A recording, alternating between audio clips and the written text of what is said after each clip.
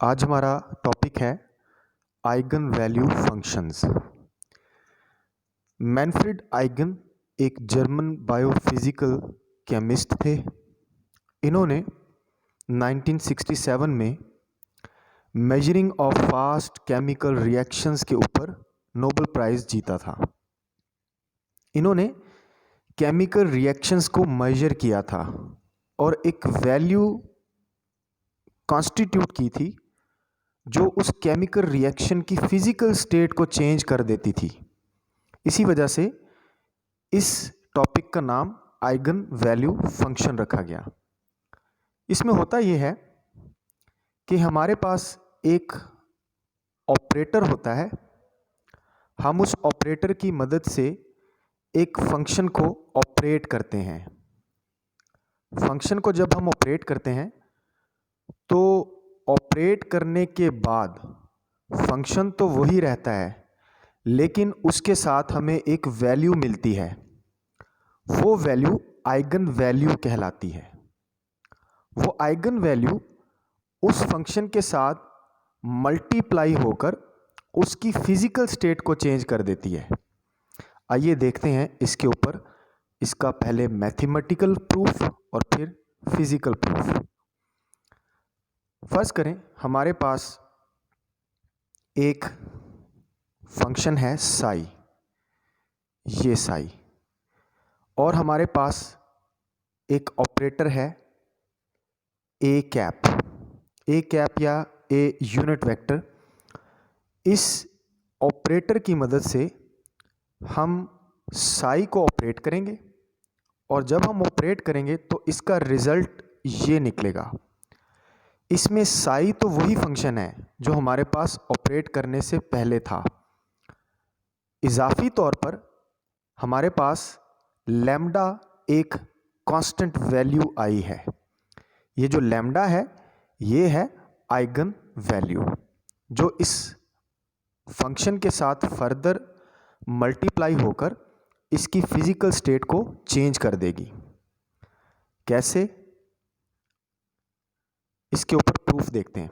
फर्ज करें हमारे पास साई जो है ये लाइट वेव का फंक्शन है और इस फंक्शन की वैल्यू हम रखते हैं साइन ऑफ 2x। अब हम इसको एक ऑपरेटर की मदद से ऑपरेट करते हैं। ऑपरेटर जैसा कि पहले मैंने यूज़ किया a unit vector. A unit vector आप वेक्टर कैलकुलस में पार्शियल डेरिवेटिव को कहते हैं। वेक्टर कैलकुलस हो या डिफरेंशियल डेरिवेटिव्स आपने लेना हो तो फिर आप उसका पार्शियल रखते हैं। ये पार्शियल डेरिवेटिव जब हम इस फंक्शन का लेंगे तो साइन 2x कन्वर्ट हो जाएगा कॉस 2x में।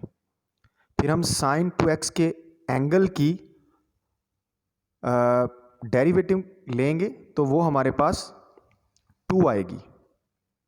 तो अब यहाँ पर देखें कि ऑपरेट होने के बाद हमारे पास फंक्शन तो वही रहा, लेकिन उसकी एक कांस्टेंट वैल्यू हमारे पास इजाफी तौर पर आई है। इसका फिजिकल प्रूफ आपको इस डायग्राम में नज़र आ रहा है। ये हमारे पास लाइट वेव का साइन फंक्शन है। इस फंक्शन को जब हम ऑपरेटर की मदद से ऑपरेट करेंगे तो वो फंक्शन की वेव तो हमारे पास वही रहेगी, यानी कि साइनोसाइडल ही रहेगी, बट उसकी जो वैल्यू है वो कांस्टेंट वैल्यू से मल्टीप्लाई होने के बाद चेंज हो जाएगी और न्यू वैल्यू हमारे पास ये आएगी। ये इसका फिजिकल प्रूफ था। एक और चीज़ देखते हैं इसके ऊपर। हमारे पास श्रोडिंगर की वेव इक्वेशंस हैं। श्रोडिंगर की वेव इक्वेशंस टाइम इंडिपेंडेंट भी हैं और टाइम डिपेंडेंट भी हैं। श्रोडिंगर वेव इक्वेशन पे मैं फिर एक लेक्चर दूंगा डिटेल से। यहाँ पर सिर्फ ये बात समझ लें कि श्रोडिंगर वेव इक्वेशन में हमारे पास वेव की फिजिकल स्टेट चेंज होती रहती है और वो इस वजह से होती है कि हर पार्शियल डेरिवेटिव लेने के बाद हमारे पास वो फंक्शन एक न्यू वैल्यू दे देता है। फंक्शन वही रहता है बट वैल्यू उसकी चेंज हो जाती है, यानी कि फिजिकल स्टेट चेंज हो जाती है जो कि आपको इस एनिमेशन में नज़र आ रही है। आप बी पर देखें, एक ऑरेंज लाइन है और एक आपको ब्लू लाइन नज़र आ रही है। ये दोनों वैल्यूज़ अपना फिज़िकल स्टेट जो है वो चेंज कर रही हैं, जबकि ये फिज़िकल स्टेट एक वैल्यू के मल्टीप्लाई होने से चेंज हो रही है। बी, सी, डी, ई और एफ, इन सब में वेव एक ही है, बट वैल्यू मल्टीप्लाई होने से उसकी फिज़िकल स्टेट चेंज हो रही है। ये था इस टॉपिक का मेन थीम।